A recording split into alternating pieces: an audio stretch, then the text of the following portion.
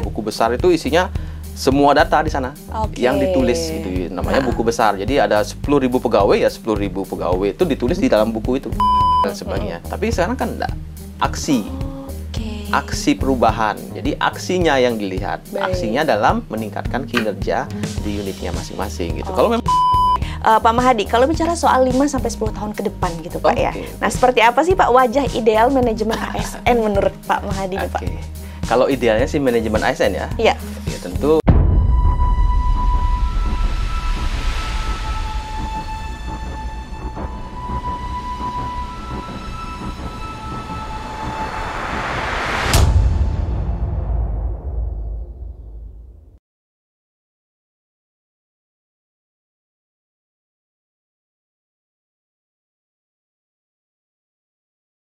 Om Swastiastu, semangat pagi, Semeton ASN dimanapun Anda berada. Kembali lagi bersama saya, Farida Mertasari, di channel kesayangan kita semua, podcast ASN Bali Bisa, ASN Bali Bincang Santai. Seperti biasa, Semeton ASN, kali ini kita akan hadir kembali dengan topik-topik yang sangat menarik ya. Kita hadirkan untuk Semeton ASN semua, untuk menambah wawasan, maupun juga topik-topik yang menarik ya, untuk didiskusikan begitu. Tapi sebelumnya, saya ingin ingatkan dulu kepada Semeton ASN yang belum like, komen, dan subscribe channel kesayangan kita ya. Tolong atau mohon gitu ya teman-teman, silakan di like, komen, dan subscribe dulu. Karena seperti yang saya tadi sampaikan, topik-topiknya sangatlah menarik dan juga menambah wawasan kita bersama gitu ya. Nah kemudian teman-teman ASN, hari ini saya sudah hadirkan begitu ya seorang narasumber yang beliau ini sudah dari panggung ke panggung gitu ya, sudah sangatlah tahu begitu seluk-beluk daripada mengurus ataupun juga berkaitan dengan manajemen ASN. Nah, mungkin teman-teman ASN di sini penasaran siapakah beliau yang sudah saya hadirkan di sini. Jadi sebelumnya saya akan sampaikan dulu tema yang akan kita bahas hari ini, teman-teman. Ini berkaitan dengan transformasi digital. Jadi tentu topik ini sudah sangat sering kita dengar begitu ya. Namun hari ini kita akan secara spesial membahas dalam konteks transformasi digital birokrasi nih, teman-teman. Oke, langsung saja saya kenalkan beliau. Beliau adalah Bapak Dr. Imade Mahadi Sanatana SSTP MAP. Semangat pagi Bapak. Pagi Pak. Pagi, Om Swastiastu Pak. Oke. Apa kabar Pak? Luar biasa. Sibuk Bapak. Apa sekarang? Oh saya sekarang sibuknya ngurus anak Pak. Jadi anak? iya, kerja? selain ya itu pertama. Jadi yang pertama kerja dulu, saya juga mengurus keluarga gitu Bapak ya. Udah ngopi Pak? Belum. Ini cangkirnya isi kok Pak, boleh nanti sambil. Iya Pak Mahadi, hari ini tentunya Semeton ASN sudah tahu beliau juga ya. Jadi beliau saat ini sebagai sekretaris di BKPSDM Provinsi Bali, sudah sangat sering ya berurusan dengan manajemen ASN, dan beliau juga salah satu yang menginisiasi ya daripada kita punya podcast ASN Bali Bisa, ASN Bali Bincang Santai hari ini. Seperti yang tadi saya sampaikan gitu ya, tema kita adalah ASN dan digitalisasi, antara efisiensi dan stres. Nah ini menarik sekali Pak Mahadi ya. Seperti apa Pak gambaran transformasi digital kita saat ini di birokrasi Pak? Ya, mungkin saya lebih banyak bicara tentang digitalisasi di manajemen ASN ya. Kalau berbicara transformasi digital secara umum, mungkin Dinas Kominfo yang lebih tepat untuk menyampaikannya. Jadi fokus saya sesuai dengan tema kita kan digital dan ASN. Jadi bagaimana ASN itu siap dalam transformasi digital. Nah itu yang mungkin kita akan fokus bicarakan kesempatan kali ini. Jadi berbicara tentang transformasi digital khususnya di manajemen ASN, kita memang melihat di awal berkenaan dengan tata kelola yang terlebih dahulu.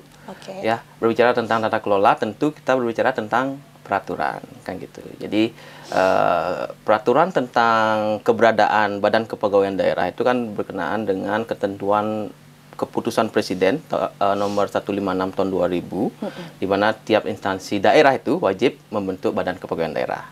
Ya, di sana disebutkan bahwa dalam pengelolaan data dan informasi harus dalam membentuk atau membuat sistem informasi. Ya, sistem informasi kepegawaian. Ya, kita kenal dengan nama Simpek. Simpek. Simpek. Namun memang ketika itu Simpek masih secara manual konvensional. Ya, kalau mungkin pegawai-pegawai yang senior tahu istilah buku besar. Oke. Nah, buku besar itu isinya semua data di sana yang ditulis gitu, namanya buku besar. Jadi ada 10.000 pegawai, ya 10.000 pegawai itu ditulis di dalam buku itu. Secara manual begitu ya Pak ya? Secara manual. Jadi data-data kepegawaian, nama, identitas, sebagainya, semua dicatat dalam buku itu. Ya. Nah, makanya istilahnya dulu namanya buku besar. Kemudian di Undang-Undang ASN nomor 5 2014 juga, sama juga, sana hanya disebutkan sistem informasi kepegawaian. Oke. Ya, jadi digitalisasinya itu di sana. Maksudnya transformasinya di sana, tapi memang belum terimplementasi secara utuh ke seluruh instansi. Bahwa sistem informasi kepegawaian itu, sistem informasi kepegawaian ini hanya fokus pada data dan informasi pegawai saja. Oke. Jadi transformasinya hanya sebatas itu saja. Baik. Itu di tahun 2014, Undang-Undang nomor 5 tahun 2014. Meskipun di era itu sebenarnya digitalisasi sudah merebak gitu.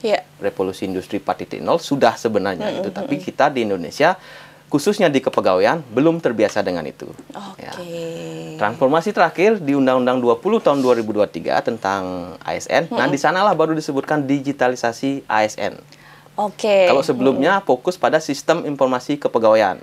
Oh iya iya. Ya, kalau Kepres tahun 2000 itu sistem informasi kepegawaian namanya. Kemudian di Undang-Undang 5 tahun 2014 karena pegawai PNS itu berubah namanya menjadi ASN. ASN itu ada PNS dan P3K. Berubahlah namanya menjadi sistem informasi ASN. Jadinya CISN. Yang kita kenal dengan CISN. Iya. Cuma kita masih terbiasa dengan Simpeg. Padahal sebenarnya nomenklaturnya udah berubah. Di Undang-Undang 20 tahun 2023, nah inilah baru berubah, digitalisasi. Kalau sebelumnya fokus pada data dan informasi, di tahun 2023 digitalisasi ASN. Jadi seluruh layanan dari pengangkatan sampai pemberhentian itu harus melalui sistem informasi digitalisasi layanannya gitu. Kalau sebelumnya hanya fokus data saja. Jadi hanya rekapan data saja yang dalam bentuk digital. Nah, di tahun 2023 seluruh layanan harus terdigitalisasi. Nah ini menarik ya Pak Mahdi ya. Artinya untuk Semeton ASN juga kita ketahui ya akhirnya bahwa memang historinya pada awalnya adalah pasif ya Pak ya, di datanya saja gitu. Tapi belakangan sudah berkembang dan bertransformasi menjadi layanannya. Nah ini kan menarik Pak ya. Berarti kalau misalnya itu sampai di layanannya keseluruhan begitu digitalisasi, artinya kan ada mindset, pola pikir yang juga berpengaruh ya Pak ya pada akhirnya ya. Nah seperti apa itu Pak perjalanannya? Apakah ada tantangan tersendiri di situ Pak? Betul berat, karena kan yang dilayani sekarang, ASN sekarang kan generasinya Farida ya, generasi Z semua ya. Generasi Z itu kan tanda petik ya, generasi yang banyak maunya dan banyak taunya, itu ya. Nah, jadi ini menjadi tantangan yang baru dan cara pendekatan yang baru dalam manajemen ASN gitu. Jadi kita di BKPSDM tidak lagi bisa berpikir atau cara bekerjanya konvensional seperti yang dulu-dulu gitu. Baik. Jadi kita lambat bekerjanya. Satu data harus kita menunggu lama gitu. Jadi transformasi ini harus keseluruhannya. Ya, Jadi semua aspek, bukan hanya kami saja. Gitu ya. Bukan hanya di BKPSDM saja. Nah, tantangannya itu di sana. Jadi bagaimana merubah mindset pelakunya. Pelaku ini adalah pemberi layanan. Di BKPSDM maupun di masing-masing OPD, Kasubag Umpegnya, Kasubag TU-nya, dan yang menikmati layanan itu. Sama-sama pengguna layanannya. Jadi harus sama-sama bertransformasi gitu. Jadi sama-sama sistem yang dibuat dimanfaatkan dengan baik. Nah ini juga ada semacam statement ya Pak ya, yang sempat saya lihat gitu ya di media sosial menyebutkan bahwa memang digitalisasi gitu. Karena saya juga awalnya melihat apa ya Pak, semacam kita ASN ketika sudah bisa mengoperasikan komputer, rasanya sudah keren dan sangat digital gitu Pak ya. Ternyata ada perbedaan ASN yang memang digital atau ASN hanya bisa komputer itu berbeda Pak ya. Nah hal itu menjadi tantangan berarti. Tadi saya tangkap dari penjelasan Pak Mahdi dari sisi pelaku, berarti ASN-nya sendiri. Kalau dari segi infrastruktur Pak, sejauh mana kesiapan kita sebenarnya Pak? Kalau infrastruktur untuk di Provinsi Bali sudah siap, sudah sangat siap. Kita sudah mengembangkan e-government itu udah dari lama, 2014-2015 itu sudah siap. Infrastruktur siap. Sekarang tergantung kesiapan dari SDM-nya sebenarnya. Jadi berbicara tentang literasi digital, cakap digital itu memang ada 4 pilar di sana. Apa aja itu Pak? Yang pertama ya kita digital skill, kemampuan dalam digitalisasi. Saya kira ASN Pemprov Bali sudah skillnya mantap. Karena semua proses kerja semua sudah dalam bentuk digital melalui kantor virtual. Kita pun di kepegawaian melalui si ASN-nya, My ASN itu. Semuanya sudah digital. Saya kira itu sudah digital skill. Ketika skill sudah mampan, sudah siap, semua sudah cakap skillnya, kita pun sudah membiasakan diri, maka pilar yang kedua, digital culture itu terpenuhi. Terpenuhi, karena sekarang warawiri pegawai yang membawa map, surat itu sudah tidak ada lagi. Oh iya, benar itu juga ya. Itu sudah menjadi budaya. Saya kalau naikin surat juga udah nggak pernah lagi pakai cap-cap itu ya Pak ya? Betul. Jadi ada perubahan budaya yang konvensional dan digital. Konvensional dulu kalau jam libur, hari-hari libur, pimpinan meminta data, itu pegawai yang diminta data itu harus ke kantor dulu, walaupun rumahnya jauh. Kan gitu. Baru dibawa ke rumah pimpinannya yang meminta data. Itu konvensional. Nah sekarang kan beda, semua digital. Jadi data disimpan dalam cloud. Jadi kapanpun pimpinan minta pasti bisa diberikan datanya. Ya tapi ya pasti ada dua sisi kan. Iya, itu juga akan kita bahas nanti Pak ya. Nanti kita bahas itu ya. Nah, itu yang culture. Kita sudah terbiasa. Nah yang kita belum mungkin ya digital etiknya. Digital etik. Ya, bagaimana etika kita dalam berdigital gitu ya. Bagaimana kita beretika dalam memanfaatkan teknologi digital ini, memanfaatkan sistem informasi yang ada, memanfaatkan aplikasi yang ada, memanfaatkan platform-platform yang ada gitu. Memang harus ada etikanya di sana. Nah, ini yang memang masih perlu kita benahi. Bukan hanya di Bali saja, saya kira di setiap instansi pun seluruh Indonesia masih digital etiknya. Nampaknya kalau bicara soal digital etik memang isu yang global ya Pak ya, melekat gitu ya kalau di digital sebagai konsekuensinya gitu ya. Betul. Berarti yang keempat apa nih Pak? Yang keempat, yang terakhir ya digital safety ya. Digital safety. Security-nya, keamanannya. Kita selalu dengar kan bagaimana data kita dibobol, diperjualbelikan gitu ya. Ini yang harus kita concern di sana gitu. Jadi kita tidak hanya membangun atau membuat sistem aplikasi saja, tidak selesai di sana, tapi bagaimana keamanan dari aplikasi tersebut, keamanan data dari aplikasi tersebut. Itu yang paling penting. Nah, ini yang masih berjalan pembenahannya. Pembenahannya gitu. Pak ya. Gitu, ya. Nah, ini menarik ya Smeton ASN ya. Tadi yang disampaikan Pak Mahadi perlu banget untuk kita highlight. Saya juga dapat insight nih Pak bahwa ternyata untuk memahami transformasi digital itu tidak boleh setengah-setengah. Dia benar-benar harus whole, utuh begitu betul. Pak ya. Jadi Smeton ASN tadi ada menarik ya. Jadi cakap digital itu ada 4 pilar. Jadi pertama tadi digital skill, kedua digital apa tadi Pak? Culture, digital culture, kemudian yang ketiga digital etik, dan yang terakhir ada digital security atau safety. Nah, ini keempat ini harus dipenuhi. Jadi tidak sekedar membangun aplikasi begitu Pak ya. Jadi ini penting banget teman-teman Smeton ASN untuk kita pahami gitu ya. Jadi seru kan nonton podcastnya. Jadi kita bisa dapat knowledge dan insight baru tentunya. Pak, sekarang kita lihat dari unsur istilahnya efisiensi. Nah, ini dulu saya pikir kalau misalnya ada orang bikin inovasi, pendekatan teknologi itu udah wow, keren gitu Pak, digital gitu kan. Nah ternyata makin kesini makin banyak aplikasi pun tidak lantas serta-merta membuat orang tuh, wah semua dimudahkan. Tapi ada aja keluhan semacam, kok jadi ribet, kok jadi banyak gitu yang harus dikerjakan. Gimana tuh Pak menurut Bapak? Ya, tujuannya kan baik ya.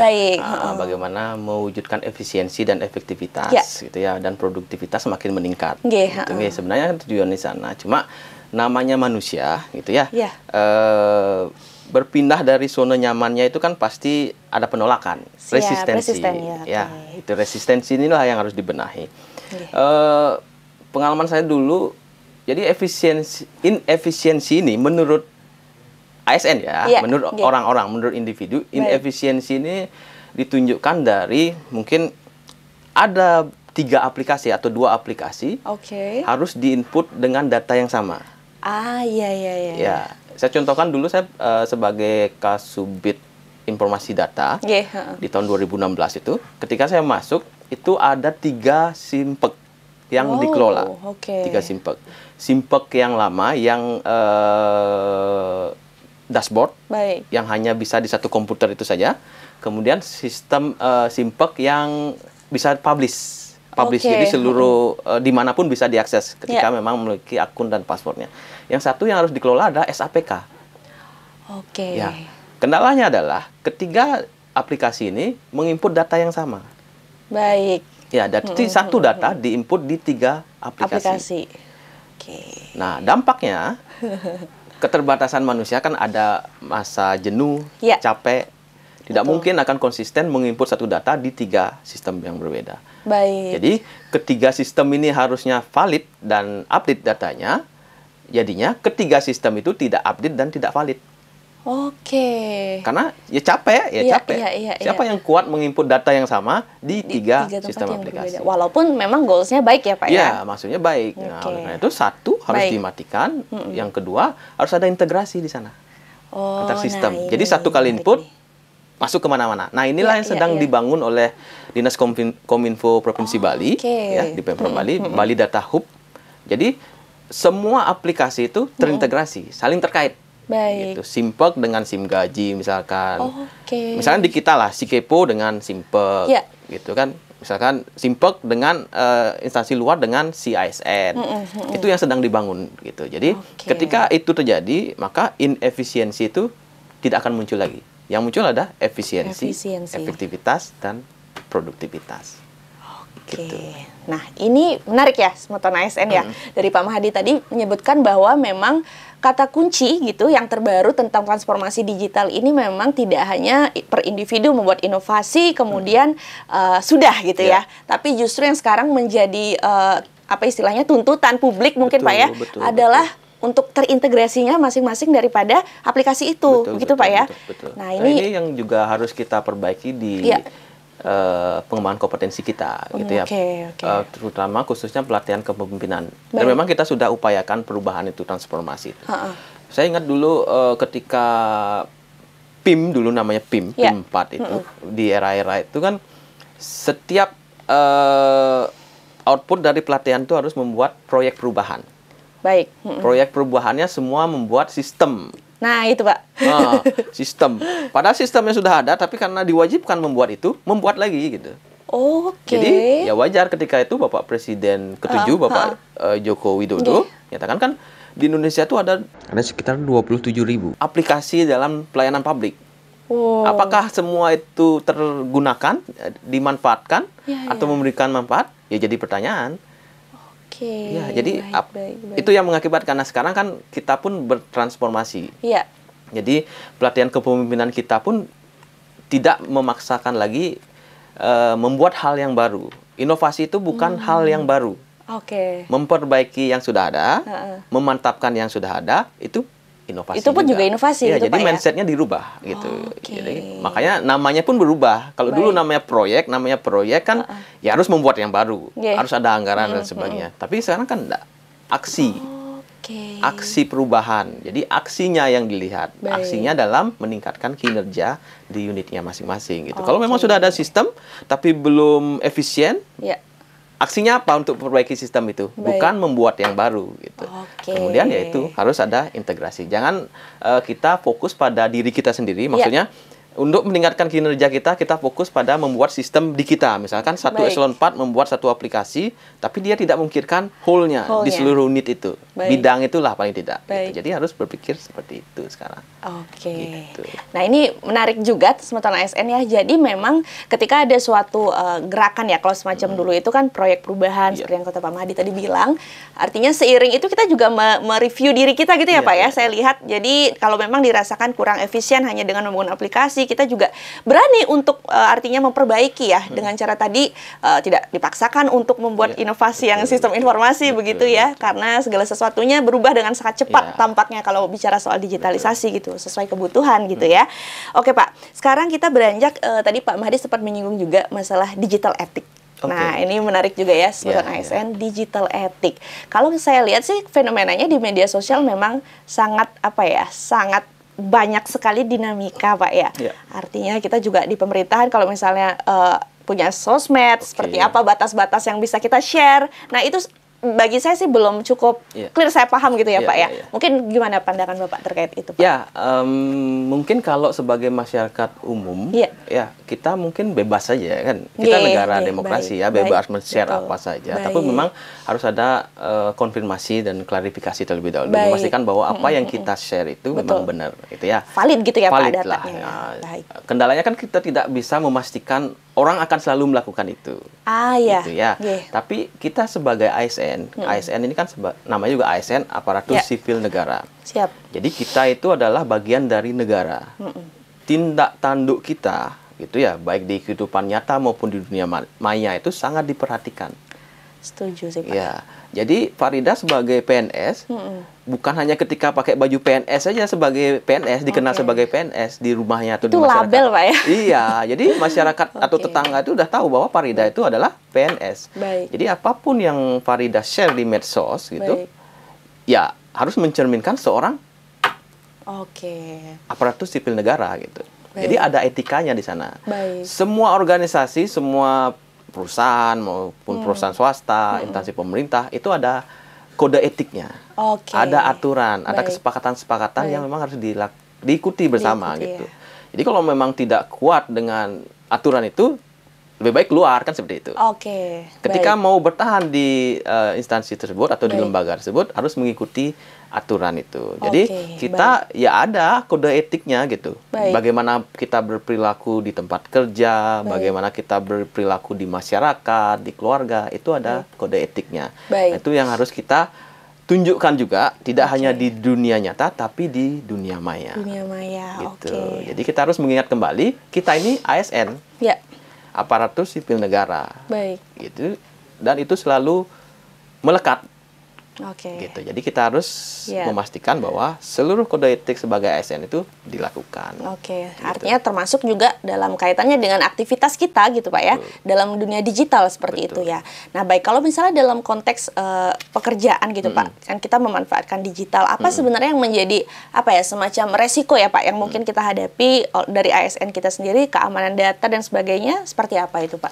Ya, keamanan data saya kira sudah diupayakan ya untuk seluruh sistem informasi atau aplikasi yang dibuat atau sudah berjalan ini sudah dipastikan selalu oleh Dinas Kominfo.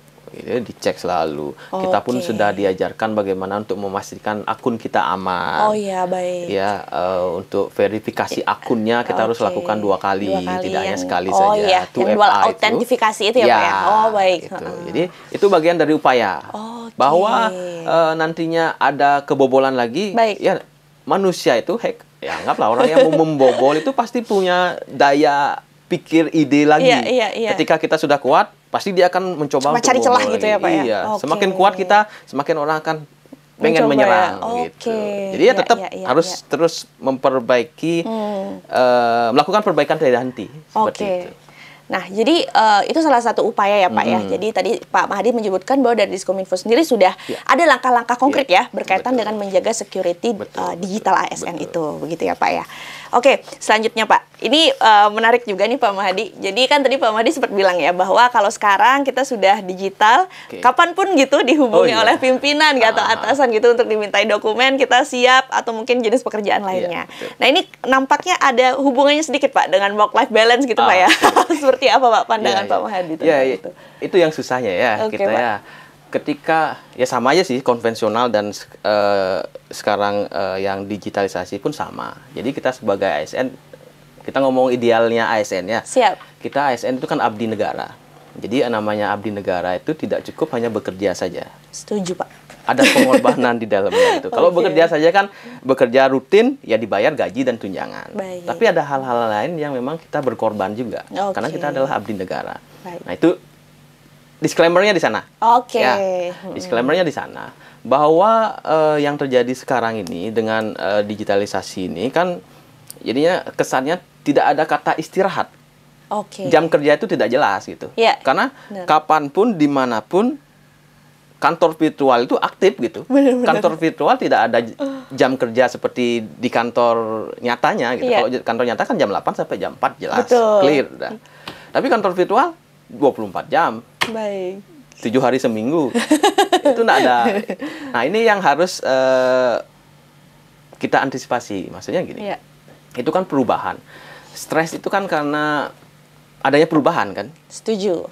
Ya, karena ada perubahan, jadi mekanisme tubuh kita mengeluarkan hormon adrenalin dan kortisol itu. Iya, hormon stres Pak ya? Iya, hormon stres itu. Nah, inilah yang harus dikelola, adrenalin dan kortisolnya. Iya. Jadi, kita kelola, apakah kita akan melawan? Melawan stres itu maksudnya. Gitu kan? Itu kan mekanisme tubuh. Ketika ada suatu perubahan, ya kita diingatkan itu melalui hormon adrenalin dan kortisol itu. Kortisol itu akan menimbulkan kecemasan, adrenalin itu akan semangat. Emosi. Baik. Nah, jadi sekarang emosi dengan melawan stres ini atau menyerah. Fight atau flight gitu ya Pak ya? Fight atau flight. Gitu. Jadi yang mana ini? Gitu. Siap. Nah, ini yang harus dikelola. Jadi kita pun di BKPSDM harus memperhatikan itu. Maksudnya teman-teman ini harus diperhatikan work-life balance-nya harus seimbang. Baik. Memang kita tidak bisa menghindari itu. Maksudnya di luar jam kerja teman-teman harus bekerja, tidak bisa. Tetap karena kita ASN, kita abdi negara. Jadi tetap harus loyal gitu. Kapanpun diminta kita siap. Nah, yang harus kita lakukan adalah bagaimana ketika orang-orang yang stres gitu ya. Dia tidak bisa mengelola hormon-hormon yang tadi itu. Mengikuti hormon itu, stres, motivasi turun. Nah, ini yang harus kita sesuaikan. Jadi sebenarnya idealnya kita kan punya assessment center. Dulu awal pembangunan assessment center ini kan kita mencari psikolog-psikolog nih dari luar BKD dulu. Dari RS Mata, kemudian RS Jiwa, kemudian ada dari UPT Pelayanan Sosial. Itu kita ajak untuk menjadi asesor. Kenapa kita selain juga latar belakang pendidikan yang umum kita ajak juga psikolog? Karena dulu konsepnya selain asesmen kita juga memberikan layanan konseling. Oh, seperti itu. Iya, konsepnya seperti itu. Cuma sering berjalan ternyata bukan tidak mampu ya. Kalian sebagai asesor itu keteteran gitu. Selama setahun itu padat sekali jadwalnya. Betul. Jadi kalau kita masukkan ini layanan konseling agak susah nampaknya belum memungkinkan untuk saat ini gitu ya Pak. Tapi ini harus kita segera bentuk ini. Entah kita menggunakan asesor psikolog yang sudah ada, atau kita kerjasama dengan HIMSI. Himpunan Psikologi Pak ya. Saya kira di Kota Denpasar itu sudah terbiasa dia kerjasama dengan HIMSI. Jadi kita ada satu momen atau satu waktu ya konseling massal gitu untuk ASN kita. Menarik Pak ya, semacam konseling kerja ya, mungkin keluh kesah apapun yang dirasakan, yang beban kerja, cara kerja.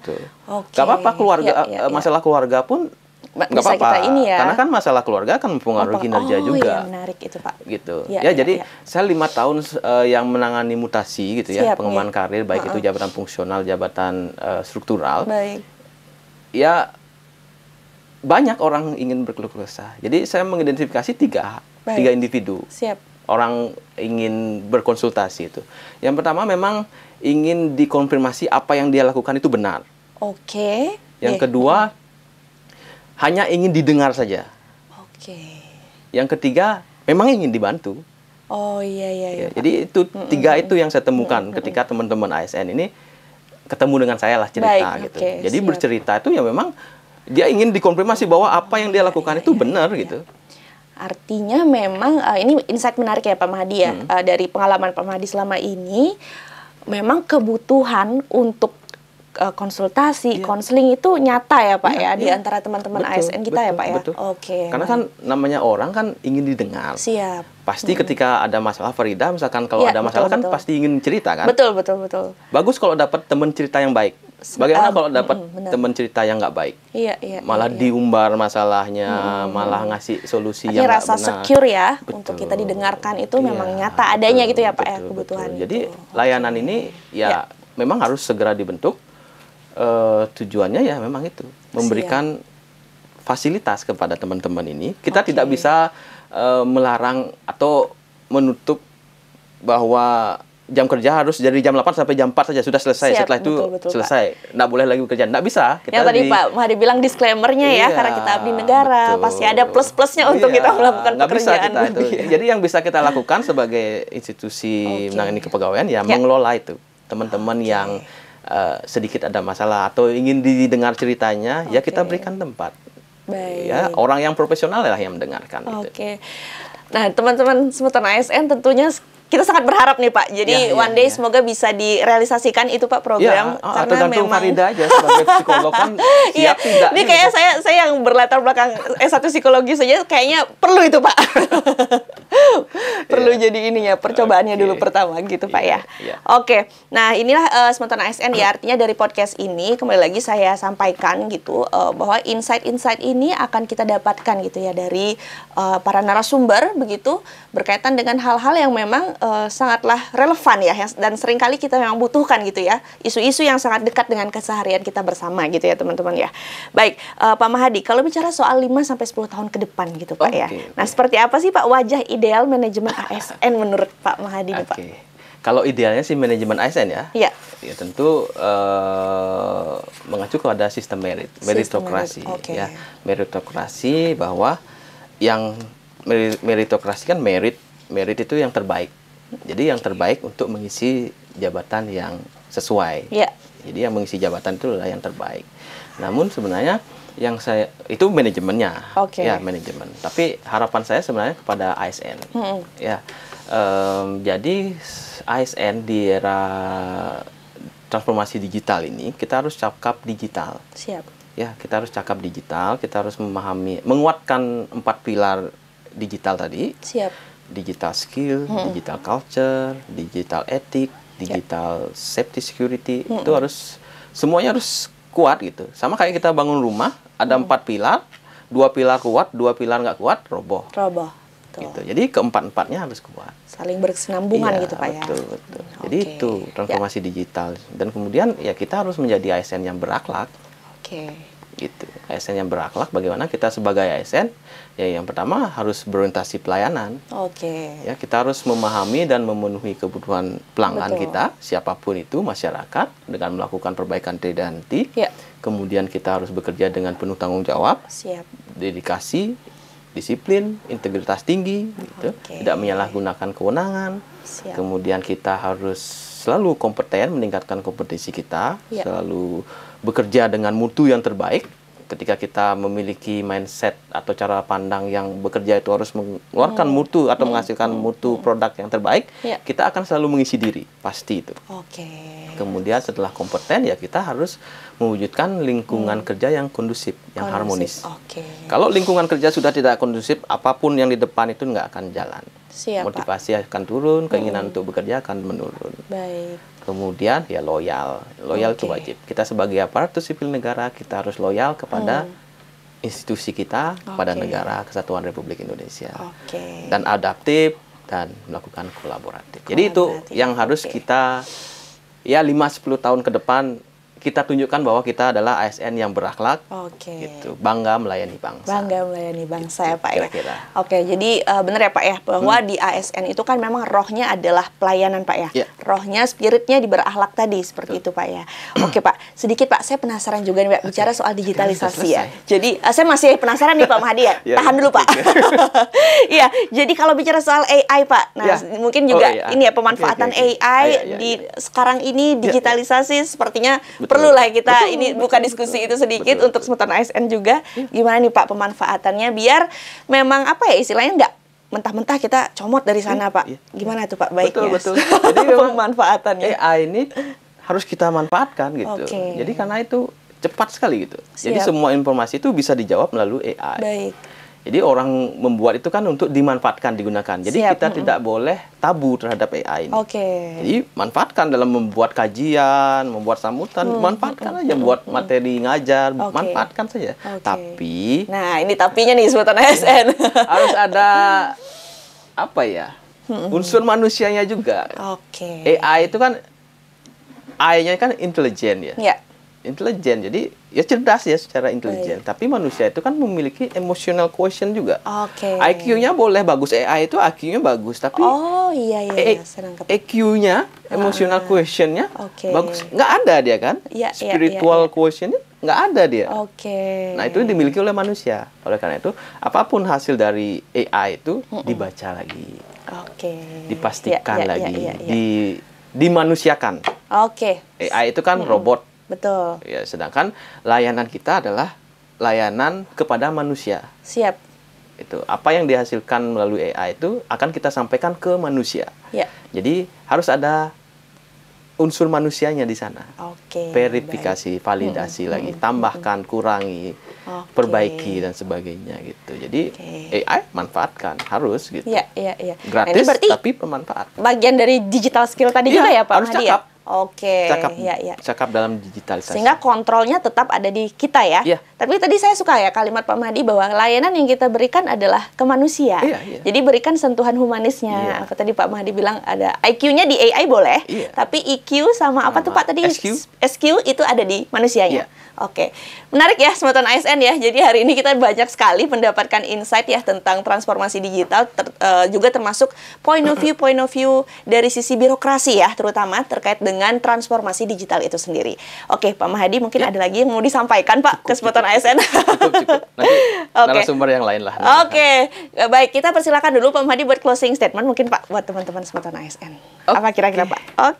Silakan Pak. Baik, closing statement ya. Jadi mari kita sama-sama memperbaiki diri dan meningkatkan kapasitas diri dalam era transformasi digital ini. Bagaimana kita sebagai ASN, ya sebagai ASN, aparatur sipil negara, yang mana salah satu fungsi kita adalah sebagai pelayan publik. Jadi konsep atau mindset digital itu harus kita gunakan sebaik-baiknya dalam memberikan pelayanan kepada publik atau masyarakat. Gitu ya. Jadi seluruhnya harus efisiensi, selalu efektif, bagaimana layanan kita atau kinerja kita produktif, jadi selalu perbaiki seluruh layanan kita, tiada henti dengan terus memahami dan memenuhi kebutuhan dari siapapun yang kita layani. Jadilah ASN yang bangga melayani bangsa dengan menunjukkan sikap nilai-nilai berakhlak, berorientasi pelayanan, akuntabel, harmonis, kompeten, loyal, adaptif, dan kolaboratif. Saya kira itu, Pak. Terima kasih. Mudah-mudahan bermanfaat. Pak Mahdi, luar biasa sekali. Baik, Smart on ASN, tidak terasa kita sudah di penghujung podcast kita pada episode kali ini. Jadi dengan Pak Mahdi tadi, tentunya kita mendapatkan banyak sekali insight tentang transformasi digital ya. Jadi kita bicara soal digitalisasi, ternyata tidak hanya sekedar membangun aplikasi nih, teman-teman Smart on ASN. Tapi pentingnya kita menguasai secara menyeluruh begitu ya. Sesuai dengan yang Pak Mahdi tadi sampaikan, berbicara soal cakap digital. Nah, ini insight yang sangat menarik. Silakan teman-teman dicatat gitu ya informasi yang sedari tadi di podcast ini. Silakan juga untuk direnungkan bersama. Ini topik yang sangat menarik untuk didiskusikan di ruang-ruang diskusi begitu ya teman-teman Smart on ASN. Tentunya di channel kesayangan kita ini Smart on ASN, silakan jangan lupa di like, comment, dan subscribe karena disinilah salah satu ruang belajar yang gratis ya yang kita sediakan untuk Smart on ASN semuanya. Untuk itu dari saya terima kasih banyak Smart on ASN yang sudah senantiasa begitu ya berlangganan dengan kita, yang sudah senantiasa menonton gitu ya Pak Mahdi ya. Karena tujuannya memang untuk menambah wawasan kita semua gitu ya Bapak ya. Baiklah Smart on ASN, itu saja dari kita tim di sini. Kami ucapkan terima kasih untuk kerabat kerja yang bertugas dan juga kami mohon maaf apabila terdapat hal-hal yang kurang berkenan. Untuk itu kita tutup bersama dengan para mesanti. Om Santi Santi Santi Om.